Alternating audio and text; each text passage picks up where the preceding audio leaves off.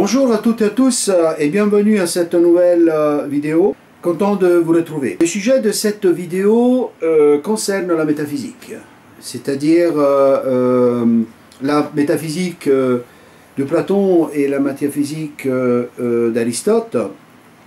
Bien évidemment, dans les limites d'une vidéo épuisée, l'entièreté, la totalité de la problématique du sujet de la métaphysique, ce qu'on appelle métaphysique, on verra la définition, platonicienne et aristotélicienne, puisque c'est un sujet immense. Donc je me focaliserai, j'examinerai uniquement certains aspects fondamentaux pour essayer de comprendre quelle est la différence, quelles sont les différences entre les deux métaphysiques, c'est-à-dire la métaphysique platonicienne et la métaphysique aristotélicienne. Donc Platon et Aristote déjà sont les deux géants de la pensée philosophique grecque, bien évidemment qu'il y en a eu d'autres, mais Platon et Aristote marquent profondément non seulement la pensée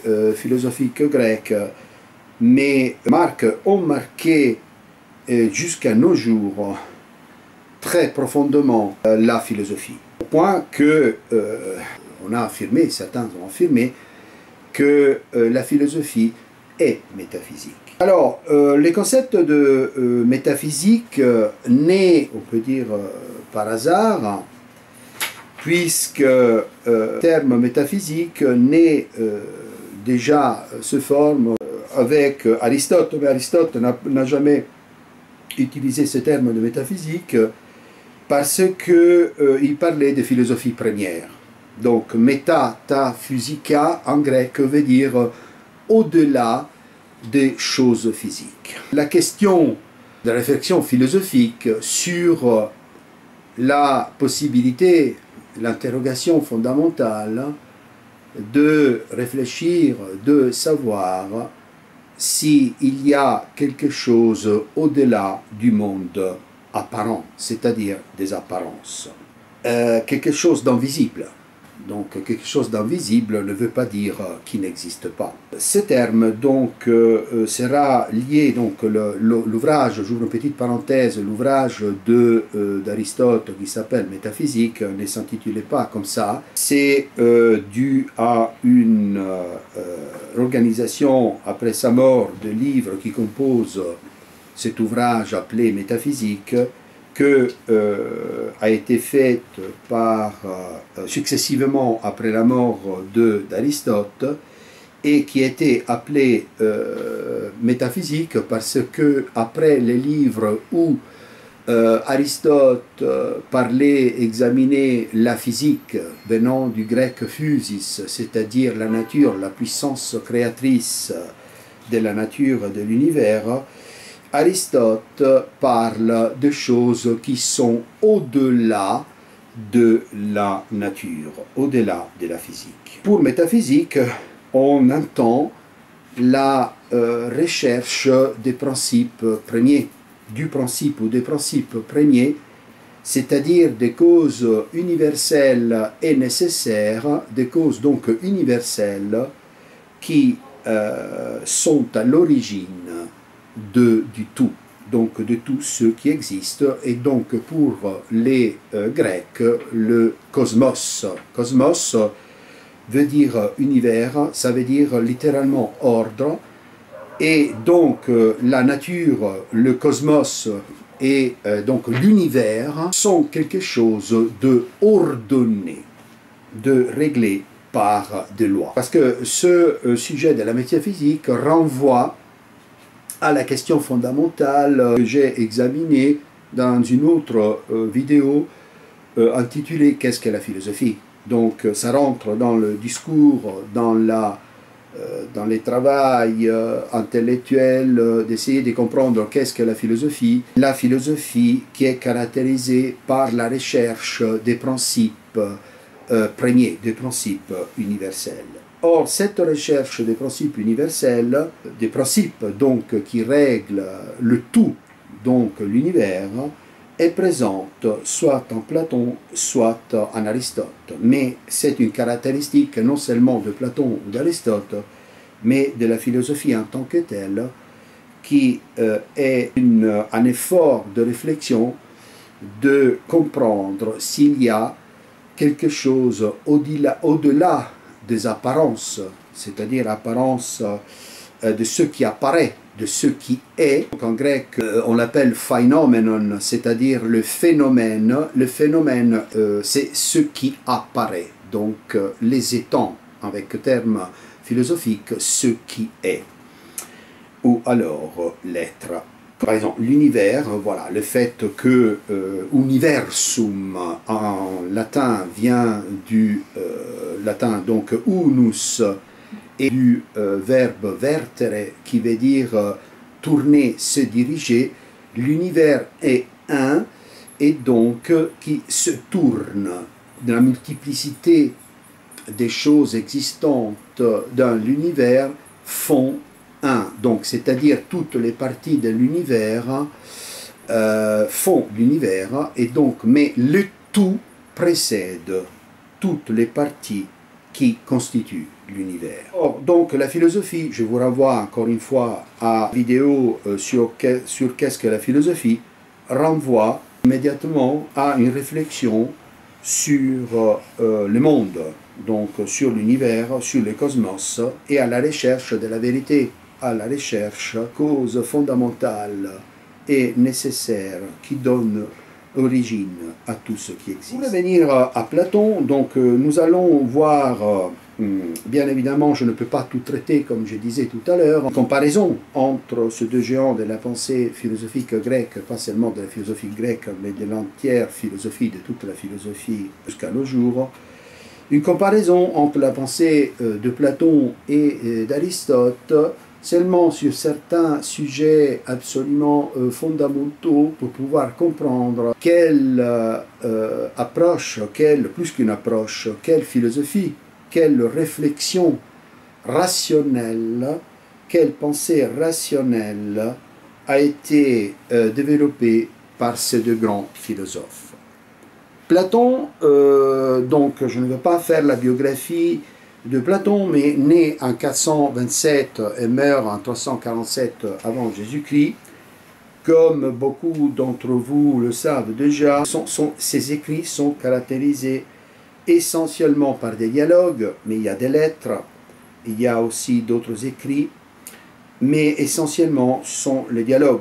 Donc des dialogues qui mettent en avant, mettent en scène le maître de Platon qui était Socrate, qui n'avait rien écrit, et donc les interrogations socratiques, c'est-à-dire l'interrogation fondamentale socratique est constamment, en grec, se dit ti esti, c'est-à-dire qu'est-ce que c'est, qu'est-ce qu'une chose. Donc Platon reprend ces interrogations socratiques tout en développant une philosophie aussi à lui, essentiellement dans ses dialogues. Il fonde son école appelée Académie en 385 avant Jésus-Christ et qui subsista près de 1000 ans. Ce qui est exceptionnel de Platon, que nous pouvons affirmer que quasiment, ou sinon carrément, tous les écrits de Platon sont parvenus jusqu'à nous. Donc Platon a écrit une œuvre considérable, essentiellement de dialogues. Le dialogue qui est considéré par Platon comme l'essence même de la pensée.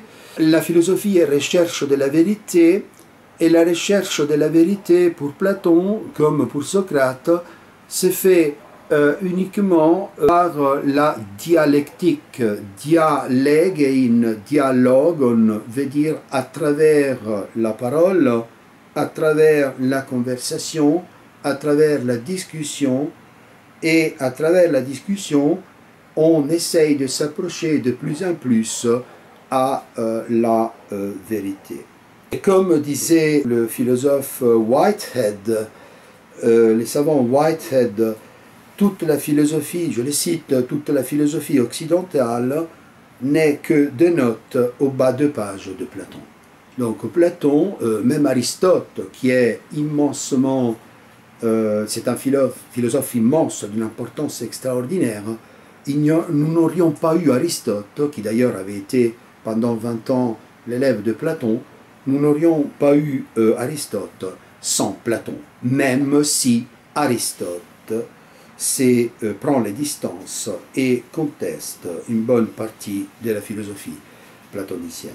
La dialectique, donc à travers le dialogue, cette dialectique qui est la méthode qui conduit à la connaissance. La philosophie de Platon est un effort colossal de recherche de principes premiers et donc de la vérité, qui prend en considération aussi des éléments de la philosophie qui l'ont précédé, c'est-à-dire de tous les philosophes de la nature, les naturalistes, c'est-à-dire les philosophes qui l'ont précédé, donc les pré-socratiques, ou qui sont venus avant Socrate, ou avant Platon, donc on peut les appeler aussi pré-platoniciens. Il reprend aussi les éléments fondamentaux de la philosophie de Socrate, qui est une philosophie exclusivement orale. Je vous rappelle que Socrate n'a rien écrit.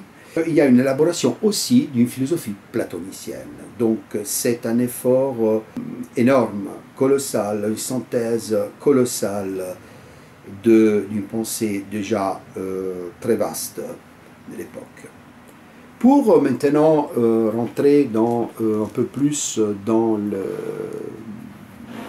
sujet, Platon découvre, réfléchissant et en observant le réel, donc le monde, découvre qu'il y a l'existence de deux mondes, c'est-à-dire un monde sensible et un monde suprasensible. Le suprasensible, super en latin veut dire au-dessus, donc l'existence d'un monde invisible mais bien existant, même si nous ne pouvons pas le voir avec nos yeux corporels, qui est le monde appelé intelligible. Donc on a parlé successivement d'un dualisme platonicien, c'est-à-dire de l'existence d'un monde sensible dans lequel nous vivons tous les jours dans notre corps, que notre âme incarnée dans notre corps vit donc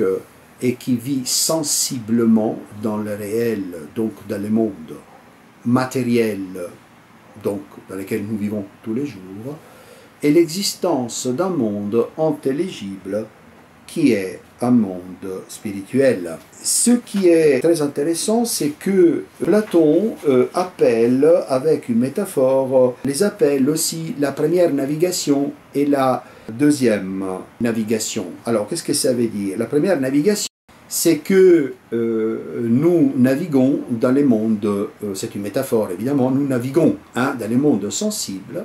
Donc, ce que nous appréhendons de la réalité est transmis par les sens. Ce monde sensible ne suffit pas, puisque l'homme possède le nous, la raison, une pensée dialectique, c'est-à-dire ce qu'on appelle la dianoia, c'est-à-dire la capacité d'abstraction de l'intellect humain et la nécessité d'unifier le réel. Alors, j'essaie de m'expliquer mieux. Toute la philosophie grecque a été caractérisée par la relation entre l'un et le multiple. Donc, nous, dans le monde matériel, nous vivons dans la multiplicité de choses, dans le multiple. Le philosophe, la philosophie en général, le philosophe a la nécessité de se poser la question s'il existe un principe unique et unificateur de toute la diversité des choses existantes. Donc, pour reprendre, la première navigation est caractérisée par les sensations et les sens qui nous transmettent une dimension du réel. Et la deuxième navigation est celle qui est plus importante, c'est-à-dire c'est celle qui nous révèle, qui nous fait prendre conscience de l'intelligible et donc du fait que nous avons un intellect capable de conceptualiser et d'unifier la multiplicité du réel. On parle d'idées, donc la fameuse théorie des idées. Mais il faut faire attention, parce que quand on parle de Platon et de l'idéalisme platonicien, beaucoup se trompent parce que attribuent au terme idéalisme et au terme idée une signification moderne, c'est-à-dire une signification que Platon ne connaissait pas. Nous allons voir de quoi s'agit-il. L'idée ou les idées, la théorie des idées pour Platon, l'idée de Platon, l'idée platonicienne n'est pas l'idée conçue par les modernes. Qu'est-ce que ça veut dire? Je vais m'expliquer. Déjà, la traduction exacte du terme idea en grec. Idea en grec, nous avons un autre terme aussi qui est eidos. Eidos, parfois traduit aussi avec image. Commençons par les modernes, rapidement. Les modernes, qu'est-ce qu'ils entendent pour idée? Ils entendent un concept, une pensée, une représentation moderne, une représentation mentale, quelque chose qui, en quelque sorte, nous ramène au plan psychologique ou intellectuel. Alors, c'est là qu'il faut faire attention, pas pour Platon. Pour Platon, au contraire, l'idée ou les idées sont celles qui constituent l'objet spécifique de la pensée, c'est-à-dire que l'idée, pour Platon, est un être. Un être, c'est-à-dire le vrai être. Qu'est-ce que ça veut dire? Le terme idea, ou idée en français, vient du grec, de la racine grecque id. Id, du verbe idein, qui veut dire voir. Donc, dans la langue grecque, avant Platon, l'idée indiquait la forme visible de choses, c'est-à-dire ce que nous voyons sensiblement avec nos yeux, la chose réelle que nous voyons avec nos yeux. Successivement, le concept d'idea ou eidos indiquait la forme intérieure, l'essence de la chose. Et c'est l'essence de la chose, cette vision non pas matérielle de quelque chose, mais cette vision antérieure de quelque chose, indique l'essence, c'est-à-dire la substance, c'est-à-dire la structure de la chose même vue par notre intellect. Et ça est déjà en langage métaphysique. Je fais un exemple. Les idées sont, pour Platon, sont celles qui sont éternelles, c'est-à-dire ce sont les essences ou les substances éternelles du bien, du vrai, du beau, du juste, de la justice, donc de la vérité. C'est-à-dire que l'idée est quelque chose de purement intellectuel que nous contemplons en nous-mêmes. Faisons un exemple. Si nous voyons que dans le monde réel, une personne a accompli une action juste, pour dire que cette action est réellement, concrètement juste, bien évidemment, nous avons, pour pouvoir le dire, cela signifie que nous avons déjà l'idée de la justice en nous. Donc, c'est-à-dire que ces idées sont innées et qui ne dérivent pas de l'expérience. Si nous pouvons dire que quelque chose est vrai dans le monde réel ou quelque chose est beau ou juste, ça veut dire que nous avons en nous-mêmes déjà l'idée innée de ce qui est vrai, donc la vérité, l'idée innée de la beauté, l'idée innée de la justice, et ainsi de suite. Les caractéristiques fondamentales des idées, donc du monde, donc des idées, donc, sont l'intelligibilité, l'incorporéité, l'être, être dans le sens plein du terme, l'immutabilité, la perséité et l'unité.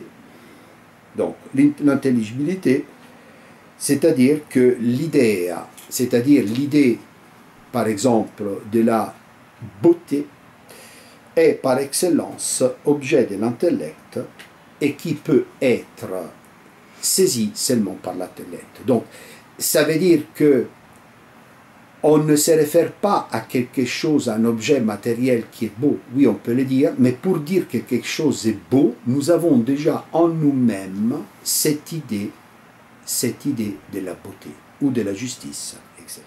Les idées n'ont pas de corps, donc nous sommes dans le monde de notre esprit, de l'intellect, l'incorporéité. Elles sont l'être dans le sens plein parce qu'elles sont l'être éternel, les idées sont éternelles, elles sont immuables, donc c'est-à-dire que ces idées, ces modèles, ces archétypes qui sont innés à nous ne sont pas assujettis à l'espace et au temps, et donc ne deviennent pas, ne sont pas assujettis au changement, c'est-à-dire à la naissance et à la mort. La perséité, c'est-à-dire qu'elles sont en soi et pour soi comme absolument objectives, c'est-à-dire qui existent réellement d'une façon innée dans notre esprit. Et puis l'unité, parce que chaque idée, dans son, passez-moi l'expression pas tellement belle, mais dans son domaine, c'est-à-dire l'idée qui coordonne tout ce qui est beau, est le modèle, l'archétype de la beauté qui unifie toute la multiplicité de choses qui sont belles dans le monde réel. Donc il y a une sorte de participation entre la chose matérielle et la chose idéale, c'est-à-dire du monde des idées. Donc l'idée pour Platon est l'universel qui est visible seulement aux yeux de l'intellect, et donc ce qui est, voilà la philosophie qui cherche l'universel et non pas le particulier, ce qui est universel et nécessaire est l'idée qui est intelligible et qui est la seule de saisir l'universel. Donc, dans la philosophie platonicienne, par exemple, puisque la philosophie est la recherche de la vérité est saisissable uniquement par le nous, c'est-à-dire par l'intellect, et non par les sens, par nos sens. Alors, pour Platon, donc, comme je disais, il existe deux niveaux de la réalité, c'est-à-dire un qui est visible, c'est-à-dire les mondes sensibles, et une réalité invisible. Les idées sont des essences immatérielles, et les idées, je répète, sont les archétypes, c'est-à-dire les types d'origine. Arché, en grec, veut dire principe, origine de la réalité. Donc toute la réalité dérive, la réalité matérielle dérive du monde idéal, c'est-à-dire du monde éternel des idées. Attention à ne pas confondre idéal avec idéal. Donc, ce n'est pas un monde idéal. Aujourd'hui, on dit, ah oui, le monde parfait devrait être ceci. Non, idéal, ça veut dire qu'il se réfère aux idées, mais aux idées dans le sens platonicien et non pas dans le sens moderne. Pourquoi on a parlé d'un idéalisme objectif de Platon? Parce que les idées existent de manière objective, comme je disais tout à l'heure. Et qu'est-ce que ça veut dire que les idées existent de manière objective? Ça veut dire qu'elles existent indépendamment de notre aptitude à les connaître. Elles sont innées, c'est-à-dire qu'elles sont déjà dans notre intellect avant que nous faisions l'expérience des choses. Si nous pouvons dire que quelque chose est une action est juste, c'est parce que nous avons déjà inné, enfoui en nous l'idée de la justice. Autrement, nous ne pourrions pas le dire. Les idées ne résultent pas alors d'une disposition particulière de notre entendement, mais les idées peuvent être connues par notre entendement. Si nous faisons un exemple, si nous prenons les espèces animales, par exemple l'extrême diversité des espèces qui existent dans la nature, par exemple les mouches ou les chevaux, et nous disons que dans la diversité animale, donc dans la diversité des différentes espèces, toutes ces espèces, nous le regroupons sous l'archétype commun avec le terme animal. Cet archétype commun de chaque être individuel animal qui se distingue de l'autre, c'est-à-dire une mouche se distingue bien évidemment d'un éléphant, etc. Mais il peut y avoir plusieurs espèces d'éléphants comme il y a plusieurs espèces de mouches. Sous le terme animal, nous regroupons conceptuellement toutes les espèces vivantes, animées. Donc, c'est-à-dire animal, c'est-à-dire justement animé, c'est-à-dire qui vivent parce que possèdent un souffle qui les fait vivre. Donc, l'idée d'animal rassemble des organismes qui sont différents, les plus différents, sont tous regroupés sous l'idée d'animal. Donc la naissance aussi, on peut dire du concept. Hein. Il y a l'intellect à travers les idées innées à la puissance de l'unification du réel. Si je dis chien, bien évidemment que le terme chien regroupe, nous avons immédiatement en nous l'eidos, l'image du chien, et nous savons ce que c'est un chien, parce que nous l'avons vu dans la réalité.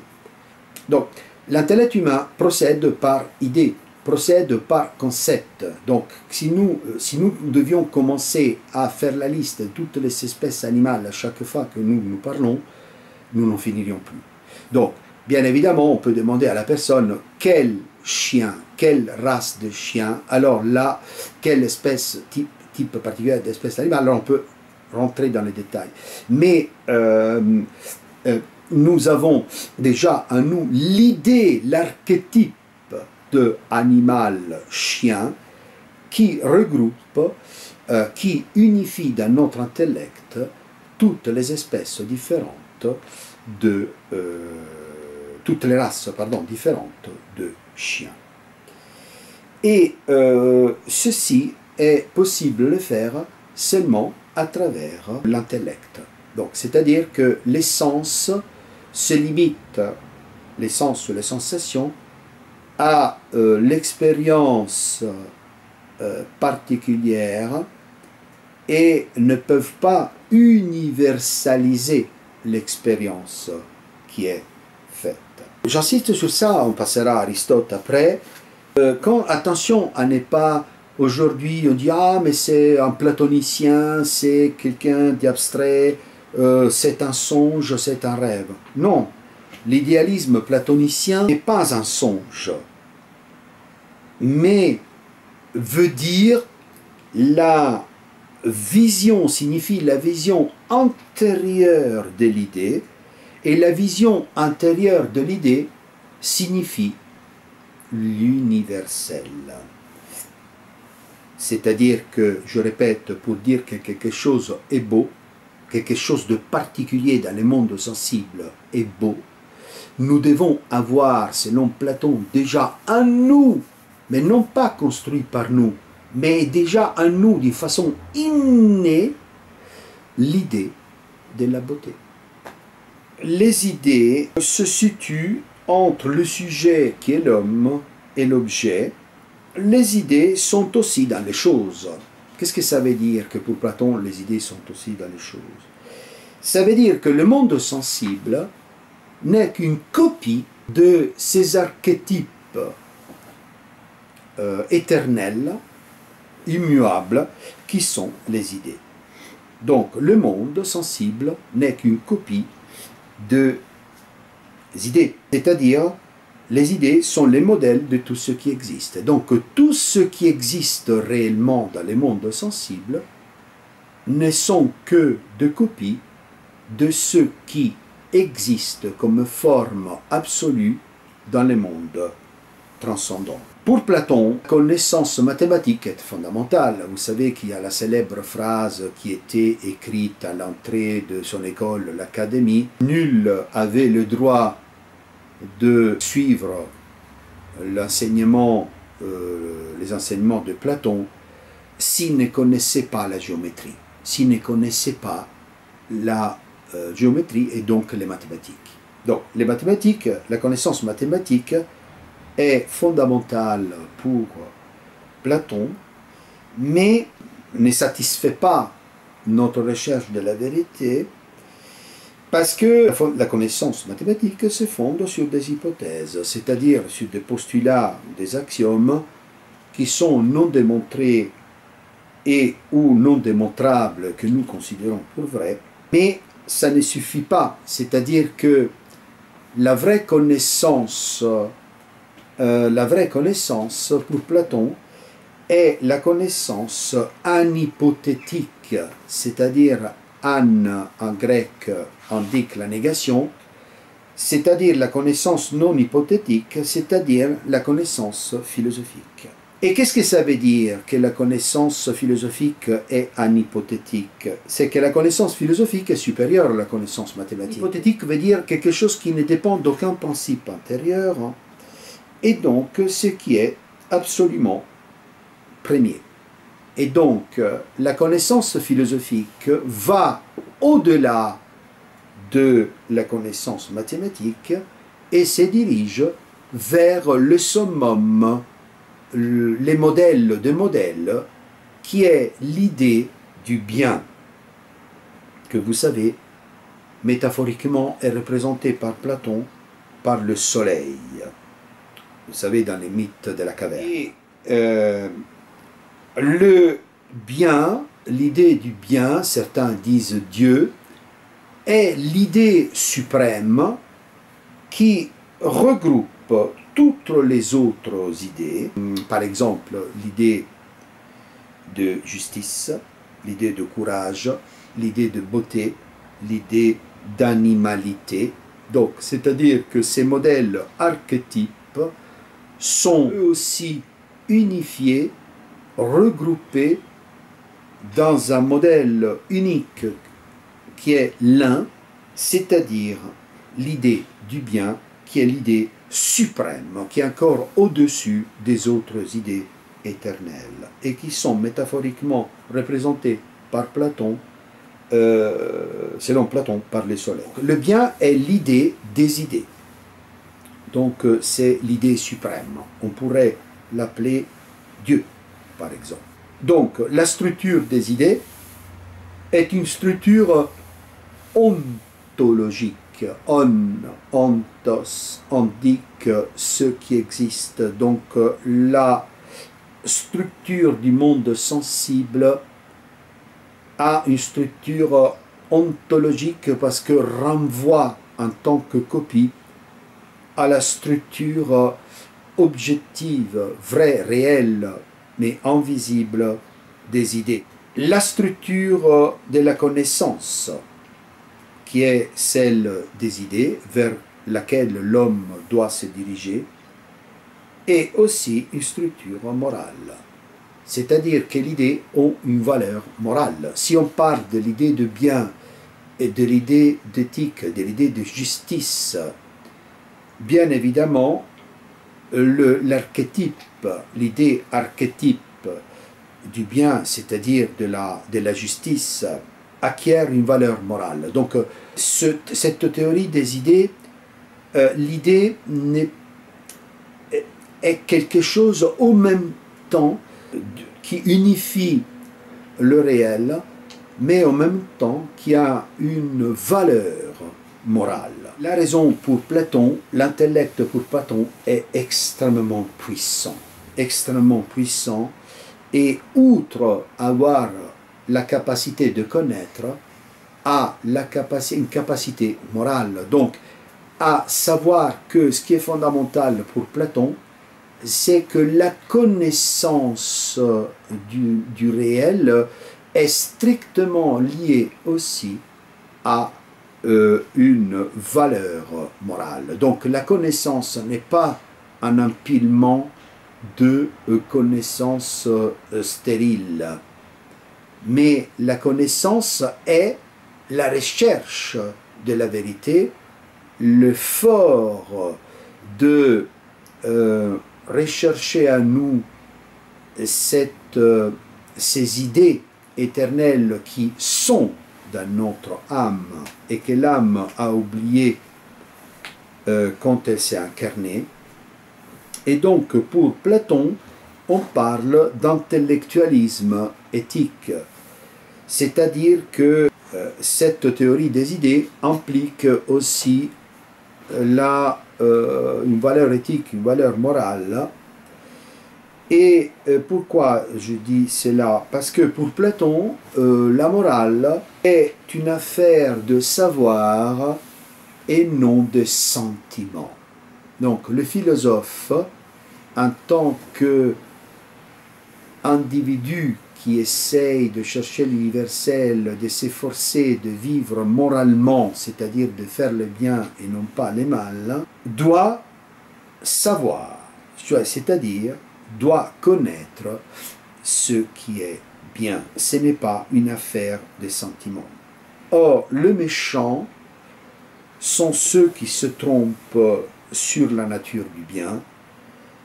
En faisant le mal, ils croient faire le bien. Donc, ils ignorent le bien. Donc, l'homme qui s'abat exclusivement au monde sensible a une vie matérielle. Aujourd'hui, on dirait exclusivement matérialiste et au plaisir, donc ce qu'on appellerait l'hédonisme terre à terre, est quelqu'un qui s'éloigne du savoir et qui pense de vivre bien, de vivre selon la morale, mais qui ne vit absolument pas selon la vérité.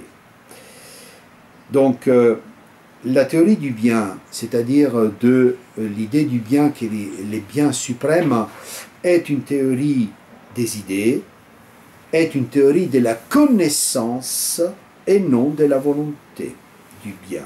La volonté du bien est aléatoire. Je peux décider de faire le bien, mais je peux décider aussi de faire le mal. Donc la question morale, la question de connaître la vérité, d'aller vers les idées qui sont les biens, est une question de connaissance et il faut faire l'effort de chercher cette connaissance enfouie à nous-mêmes suite à la chute de l'âme dans les corps, donc dans le monde sensible. Donc le vrai être pour Platon sont les idées, et les idées sont les causes du monde sensible, c'est-à-dire du monde qui devient le devenir, et le devenir est causé par l'être, donc c'est-à-dire le véritable être qui sont les idées. Je voudrais encore, pour Platon, insister, répéter encore quelques concepts avant de passer à Aristote. L'importance de la dialectique, parce qu'il a écrit des dialogues. Pourquoi le dialogue? Parce que le dialogue nous amène un mouvement ascensionnel, d'ascension vers les idées, vers les modèles archétypes que nous devons rechercher, et intellectuellement et pas à travers les sens. Le dialogue a si vous lisez un dialogue de Platon, Socrate est présent quasiment, alors pas dans tous les dialogues, mais quasiment dans tous les dialogues. Signification du dialogue a comme finalité, comme telos, c'est-à-dire comme but, la recherche de la vérité. Alors, celui qui parle et le répondant, le dialogue entre deux personnes veut dire que la connaissance véritable à laquelle ceux qui dialoguent, qui opposent arguments rationnels, justement qui s'opposent, c'est la dialectique. Et le but, c'est d'arriver à la vérité, en tout cas de s'approcher de plus en plus de la vérité. Donc nous sommes en présence de deux personnes qui dialoguent. Chacune de ces personnes affirme une vérité partielle. Donc il ne s'agit pas d'opinion. Donc attention, l'opinion est ce qu'on appelle la doxa en grec, n'est pas une vérité. L'opinion peut être vraie, mais exceptionnellement parce qu'elle s'approche de ce qui est vrai, probablement. Ou alors elle dit peut-être par hasard ce qui est vrai, mais l'opinion n'est absolument pas construite rationnellement. Donc le dialogue qui s'est fait n'est jamais un échange d'opinion, c'est-à-dire quelque chose qu'on a acquis par oui-dire, mais c'est une construction rationnelle d'un raisonnement dans l'échange avec l'autre pour s'approcher de plus en plus à la vérité. Or, nous, la vérité pleine, nous ne pouvons jamais la posséder. Mais la philosophie comme amour de la sagesse, c'est-à-dire cette recherche de la vérité qui est constante. Et on n'arrive jamais, le philosophe n'arrivera jamais, l'homme n'arrive jamais à la possession définitive de la vérité. Il la cherche constamment, mais il peut s'en approcher. Et les dialogues servent pour nous approcher de plus en plus de la vérité, c'est-à-dire de l'idée ou des idées, c'est-à-dire de ce monde transcendant qui nous dépasse, dans cet échange de logoi, c'est-à-dire de deux raisons, la parole, le logos, de logoi, c'est-à-dire de raisonnement, pas d'opinion, mais ce sont de raisonnements rigoureux qui, pour chaque personne, est partiel et qui veut se confronter avec le raisonnement de l'autre. C'est ça l'importance du dialogue platonicien. C'est-à-dire qu'il y a une réflexion sur un sujet, par exemple sur la beauté, sur le courage, sur la mort, sur l'immortalité de l'âme, etc., etc. C'est un échange de logos, c'est-à-dire de logos, donc de vérité partielle et non pas d'opinion. Pour Platon, qui est un intellectualiste, si on peut dire comme ça, éthique, la raison prévaut toujours sur l'imagination. La décision éthiquement importante est prise sur la base des propres connaissances. C'est-à-dire que dans le monde antique, pour les Grecs, on verra que ça changera avec le christianisme, personne, donc nul n'est méchant parce qu'il veut l'être. Donc là on rentre dans les problèmes du mal, je ne vais pas donc orienter cette vidéo sur le mal. Il n'y a pas la notion du péché, c'est sur la volonté de faire le mal, de ne pas respecter les biens et chrétiens. Pour les Grecs, Socrate l'a dit à plusieurs reprises dans les dialogues, celui qui fait le mal est celui qui ne possède pas la connaissance du bien et qu'il croit faire le bien alors qu'il fait le mal. Donc il est ignorant parce qu'il n'a pas fait il n'a pas suivi ce chemin de la réminiscence, de l'anamnésis. Je ne peux pas expliquer toute la philosophie platonicienne ici, mais de recherche en nous-mêmes de la vérité, de développer ce dialogue intérieur entre nous-mêmes et de dialoguer avec les autres pour rechercher la vérité. Alors, pour Platon, je m'arrêterai là. Je vous renvoie, si ça vous intéresse, à aller revoir les mythes de la caverne, qui représente finalement, vous le savez, l'ascension vers le soleil, c'est-à-dire la sortie de la caverne, où il y a les individus sont enchaînés et dans une caverne et ne voient que des ombres. Ces ombres ceux qui voient dans cette caverne ne sont que des ombres, mais ces ombres sont crues comme vraies, comme être la vérité par ces hommes enchaînés, donc ça représente le monde sensible. Si nous nous limitons au monde sensible, nous ne recherchons pas les idées, la vérité, nous restons enchaînés, esclaves du monde sensible, et donc ça veut dire que nous ne pratiquerons jamais ces mouvements ascensionnels qui nous amènent à la sortie de la caverne où on voit le soleil, c'est-à-dire le bien. Et qui est celui qui sort de la caverne et accède au soleil et découvre qu'il y a une autre réalité qui est la vraie réalité? C'est les philosophes. Mais les philosophes, on le verra dans la République, il y a les mythes de la caverne dans le livre 7 de la République, les philosophes ont la mission, ne peut pas dire selon Platon, ah maintenant je me suis approché de la vérité, j'ai vu le soleil, je suis dans la vérité, les autres je les laisse dans la caverne. Non, le philosophe a cette mission de revenir vers ceux qui ont enchaîné et sont enchaînés et sont prisonniers du monde sensible, et pour que le philosophe ouvre les yeux de l'esprit à ces personnes.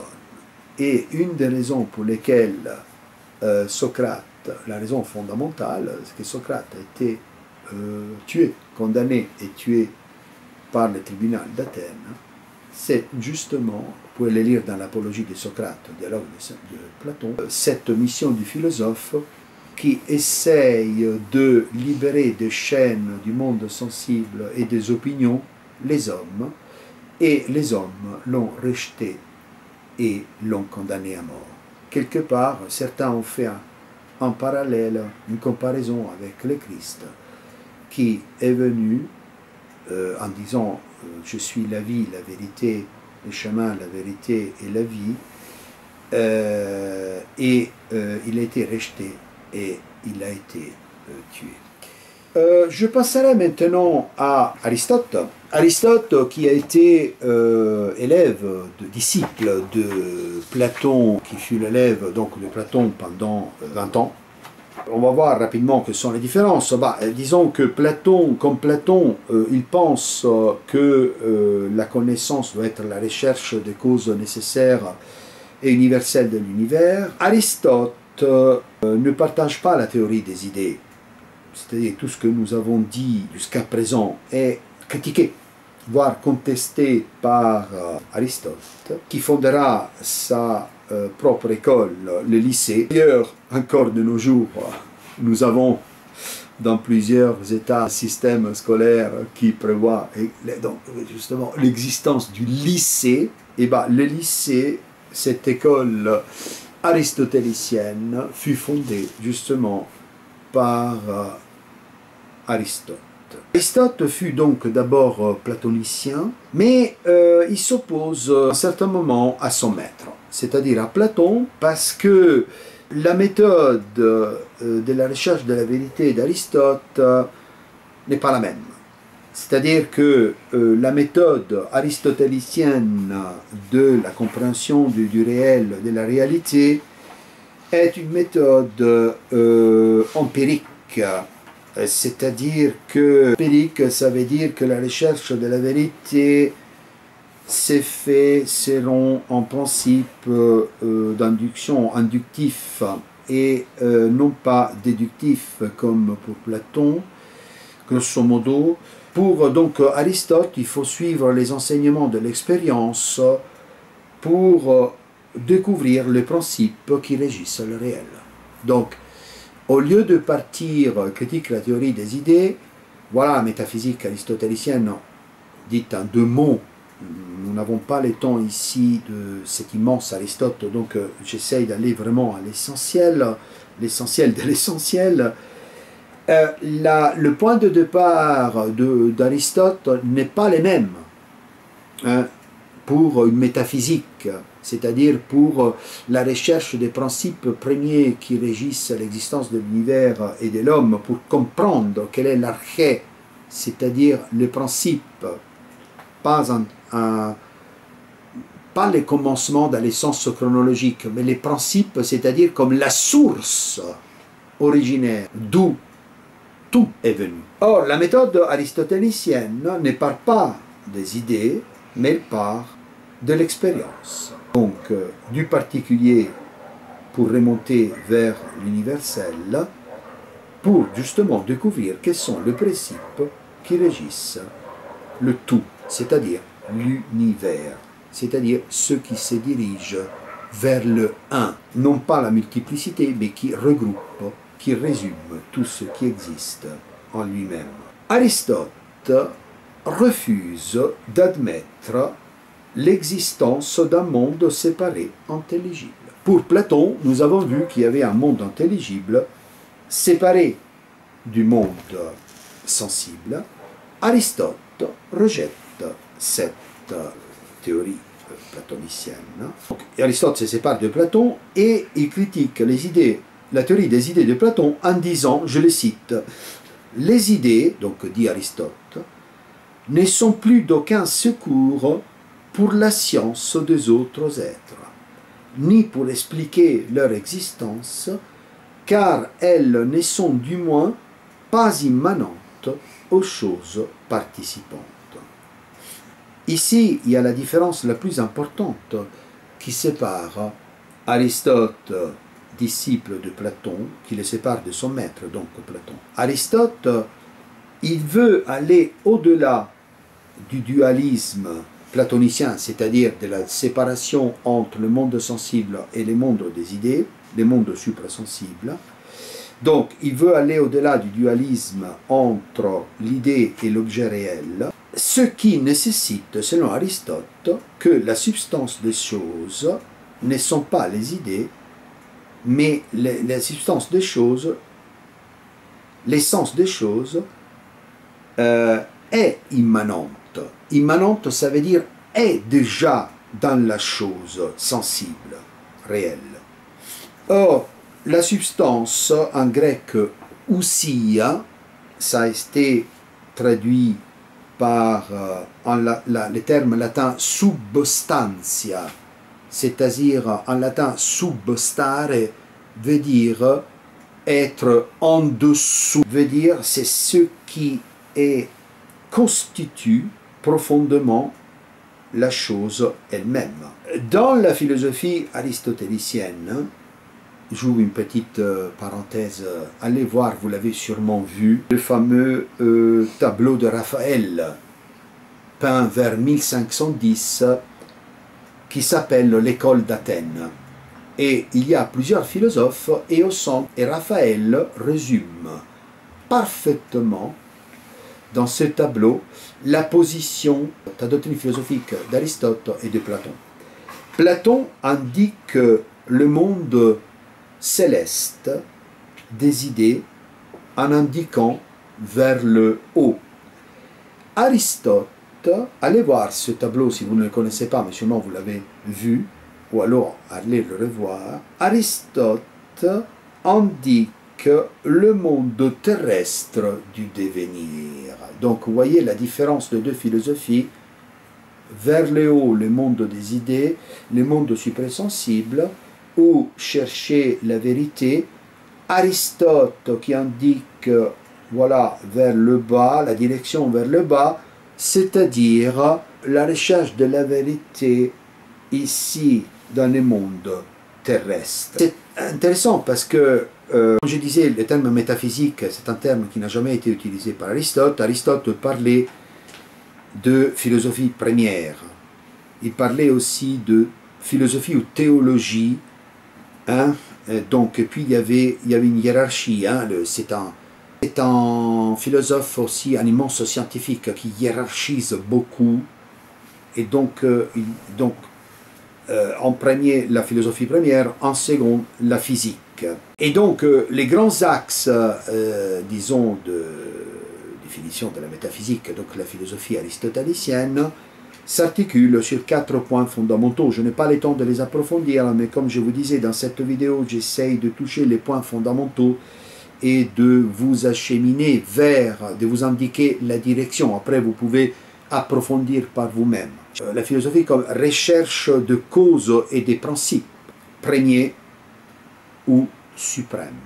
N'oubliez pas que la philosophie tend vers l'universel, cherche toujours l'universel. Recherche de l'être en tant qu'être existant. Recherche de la substance, c'est-à-dire de ce qui constitue un être. Donc un être est ce qu'il est, c'est-à-dire il présente sa structure. On va voir comment, selon Aristote.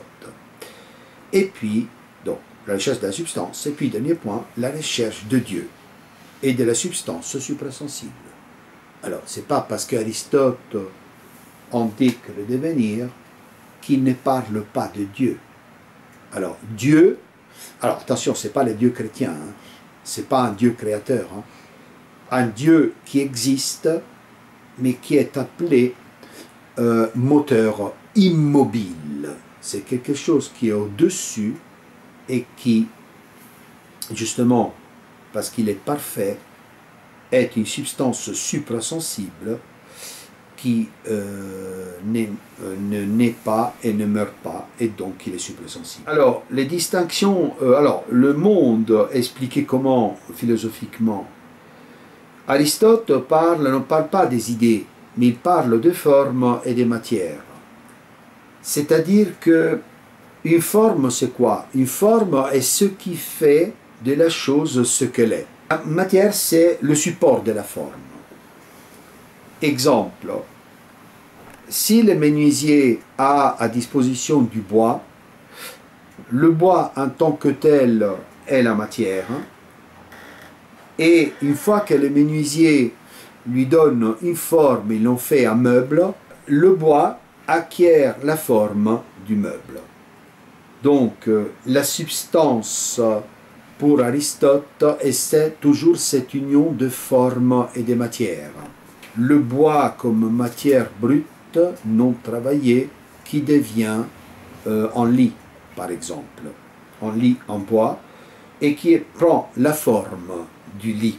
La matière est essentiellement indétermination, c'est-à-dire qu'un bloc, faisons un autre exemple, un bloc de marbre peut devenir statue ou toute autre chose. Donc le bloc de marbre est la matière brute qui est là, une fois sculptée, peut devenir une statue ou autre chose. La matière, pour Aristote, est le sujet du changement, elle est puissance, dynamis en grec, c'est-à-dire virtualité. C'est-à-dire que virtuellement, potentiellement, la matière, là, informe, indéterminée, peut devenir ceci ou cela, peut acquérir une forme, une telle forme ou une autre forme. Donc pour Aristote, exister en puissance signifie s'opposer à exister en acte, donc l'énergie. Donc, exister en acte veut dire exister selon une forme réalisée. Le bloc de marbre qui devient une statue Et la statue veut dire qu'elle existe en acte parce qu'elle prend la forme, par exemple, d'un être humain ou la forme d'un animal et sort de son état de puissance ou de son état virtuel sans forme. Donc, bloc de marbre, un bloc de marbre qui devient la statue de Zeus en puissance, mais l'œuvre achevée est la statue de Zeus en acte, donc existante, réalité. Quelque chose qui est, ça c'est important, puissance et acte, ce sont deux concepts fondamentaux pour expliquer le réel, et la structure ontologique du monde, forme et matière, puissance et acte. Ce qui est un acte est ce qui est existant, ce qui est réalisé. La statue de Zeus est la réalisation tirée du bloc de marbre, donc réalisée par le sculpteur. Quand la matière prend une forme, elle sort de l'indétermination pour devenir un élément déterminé. Le bloc de marbre est quelque chose d'indéterminé. Si je le travaille et j'en sors la figure d'un animal ou la figure d'un dieu grec sculpté, ça veut dire que cette sculpture-là, achevée, est désormais non plus en puissance, mais elle est en acte, elle est réalisée. Pour Aristote, qui était, comme je disais, élève de Platon pendant 20 ans, il y a cette opposition que si Platon méprisait les mondes sensibles, Aristote ne le méprise pas. La connaissance pour Aristote est la recherche, comme pour Platon d'ailleurs, oui, la recherche des causes nécessaires universelles de l'univers. Donc il y a des points qui sont similaires ou qui sont carrément les mêmes entre Aristote et Platon. Aristote critique cette opposition platonicienne entre monde sensible et monde intelligible. Et Aristote affirme que le principe d'explication du réel doit être recherché à l'intérieur de notre monde. Voilà la différence métaphysique et ontologique. Parce que la métaphysique devient ontologie. La métaphysique devient aussi pour les Grecs énologie. Chen en grec veut dire un. Et donc, si Platon le recherchait dans le monde suprasensible, avec les idées, dans les idées, Aristote ne cherche pas la vérité, le principe d'explication du cosmos, du monde, de l'univers, dans un monde invisible, suprasensible, mais il le recherche à l'intérieur de notre monde. Ça, c'est Aristote. Pour Aristote, dans chaque réalité, il y a forme et il y a matière, elles sont liées. La forme est ce qui fait qu'une chose devient ce qu'elle est. C'est-à-dire que la forme, attention à ce verbe informe la matière. Quand nous sommes informés de quelque chose, ça veut dire que quelqu'un nous donne une forme, une information. Information, alors ça c'est... Alors on parle au niveau de journalistique, mais au niveau philosophique, ici, la forme informe la matière, c'est-à-dire que donne une forme à la matière. La matière, qu'est-ce que c'est? C'est ce en quoi la chose est faite. Si la statue a été sculptée, elle est faite, elle a été tirée du marbre, la statue est en matière de marbre. Alors, Aristote est le philosophe donc on voit, c'est un immense, et pas seulement philosophe. Aristote est un scientifique, un savant aussi, c'est-à-dire que il s'intéressait à la physique, à la biologie, à la cosmologie, à la politique, aux mathématiques, à la logique, à la poétique. Donc, ses intérêts sont immenses, donc il essaye de faire une analyse totale, exhaustive du monde tel qu'il est. Donc il tend à la totalisation du savoir. Il a eu de l'intérêt aussi vers la biologie. Il y a par exemple son ouvrage sur les parties qui s'appelle Les parties des animaux, où fait allusion aussi à l'étonnement, c'est-à-dire à l'origine de la philosophie. Alors là, par exemple, l'étonnement, Platon parle aussi, ils sont d'accord sur l'origine de la philosophie qui vient de l'étonnement. Je vous renvoie à ma vidéo sur qu'est-ce qu'est la philosophie. Donc, Aristote, à différence de Platon, ne méprise pas le monde sensible et il affirme, il pense, il estime que la science se constitue en s'élevant de faits particuliers aux vérités générales. Donc, s'il y avait un principe déductif pour Platon des idées vers le monde sensible, Aristote procède dans le sens inverse du monde empirique pour remonter vers les grandes vérités universelles. Je voudrais terminer avec cette distinction de les quatre causes aristotéliciennes, c'est-à-dire la cause formelle, finale, efficiente, matérielle. Il parle de cause formelle, un objet se définit par sa forme. Par exemple, une construction, une maison est formée par son plan. La cause finale, c'est-à-dire qu'il y a un principe de télos, téléologique, c'est-à-dire de la finalité des choses, c'est-à-dire que chaque chose qui se produit a toujours un but, une fin. Si la maison est construite, elle est finalisée à quelque chose, doit servir à quelque chose, à nous protéger, par exemple, des tempêtes, etc. La cause efficiente, c'est que, par exemple, si on fait l'exemple de la maison a besoin du travail de maçons, des charpentiers, pour être réalisée. Donc il faut toujours un moteur, c'est quelque chose qui met en mouvement des actions qui puissent réaliser la chose. La cause matérielle est celle qui est constituée, donc la chose, chaque objet est constitué d'un matériau. Donc la maison est constituée de briques, de pierres, etc. Donc vous voyez comme il voit dans le monde, l'ontologie, la structure ontologique du monde est une structure téléologique. Donc il y a une finalité. La métaphysique d'Aristote a été le premier effort, grand effort de systématisation de la théorie des l'être, de ses catégories, de l'analyse de la matière, du monde, etc.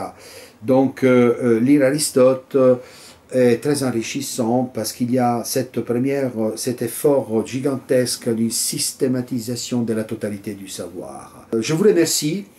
J'espère que cette vidéo pourra vous aider et que vous ait intéressé.